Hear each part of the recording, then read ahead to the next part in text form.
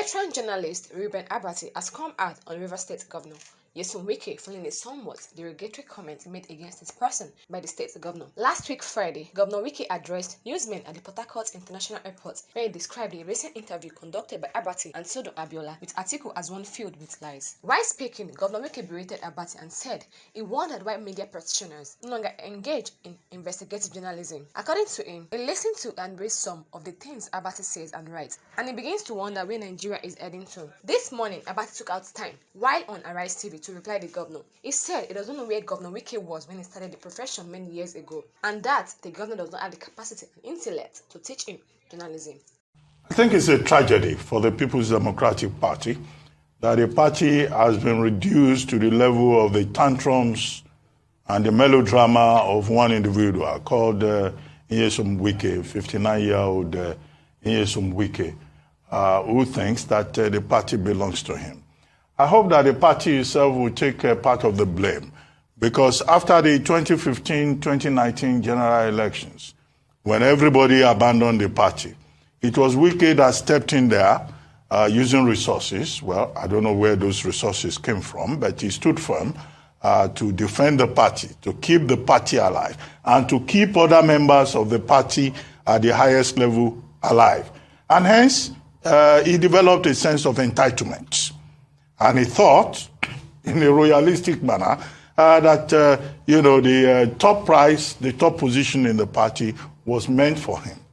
But when he was disappointed, now he's gone ahead to throw tantrums. He didn't make it to the presidential, ticket of the party. He was also pushed aside in the choice of the running mate to the presidential standard bearer, Alaji, he says we should not call him Alaji, Atiku Abubakar. Okay, so at the end of the day, here we are. So the PDP has a Wike problem. I hope that going forward, the party will learn from their own conduct, from their own mistakes, how because of stomach infrastructure, many leaders of the party more or less handed over the party to one man who developed a sense of delusion, a sense of exaggerated importance, and thought that he could lord it over other members of the party. Second, now they've had a meeting yesterday. Professor Jerry Ghana, who is one of the founding fathers of the party, says we are one. Well, that contradicts what Nyesom Wike himself pointed out in the interview that he granted at the Port Harcourt International Airport when he returned from a trip. He said that he will talk more. What is he going to say again? In 15 minutes of rambling, protest, he said Atiku lied in an interview that he had with this station, Arise TV. Two of the interviewers are here. Okay? Now, at the end of the day, he did not debunk the lies that he imagined.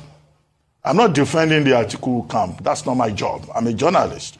Now, what did Atiku say that he addressed concretely, other than saying Atiku lied? What former Vice President Atiku said is that, look, he was given a short list, and he chose from the short list. Nobody was imposed on him. And that it is his prerogative to choose his own running mates. How is that a problem? So you ask the question, what exactly does Wike want? The other day when we discussed this matter, when he started, I said, look, Wike is throwing tantrums. They should give him lollipop. The major takeaway from that is interview at the airport is that nobody has brought the lollipop to him. So what is that lollipop that he wants? I said, when a child is crying, you pet him, you give him sweet lollipop, let him lick it.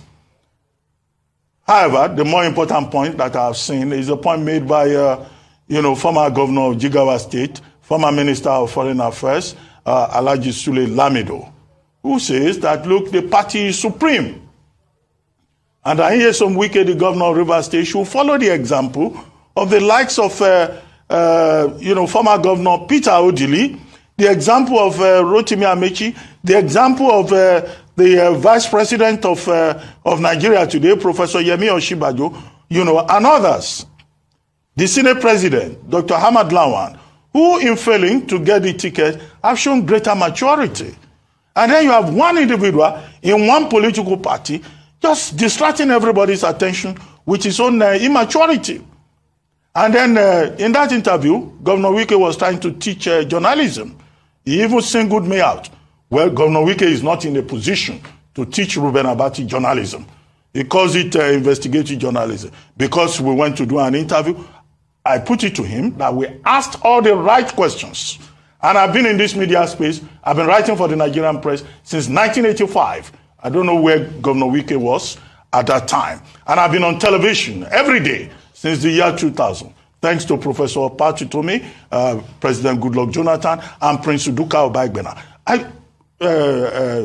Governor Wike does not have the capacity or the intellect to teach me, Reuben Abati, journalism. Okay? If he wants to study my body of work over the several decades behind me, he will spend more than a year just trying to figure out the amount of work that I have done.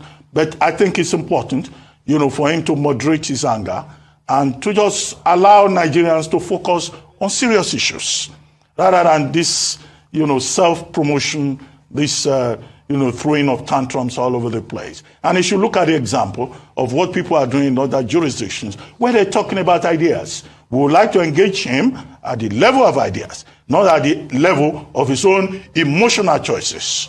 So people should not think because they are in government, they have a platform, they have the right to just misbehave in the public domain. Because indeed, there are persons who are now saying, what exactly does Governor Wike want? And how far does he want to go? If he is tired of the PDP, he has the option of going to another political party, doesn't he? It's within his rights to do so. But he should not drag people like us who are doing a honest day job into their matter. I don't have a dog in that fight.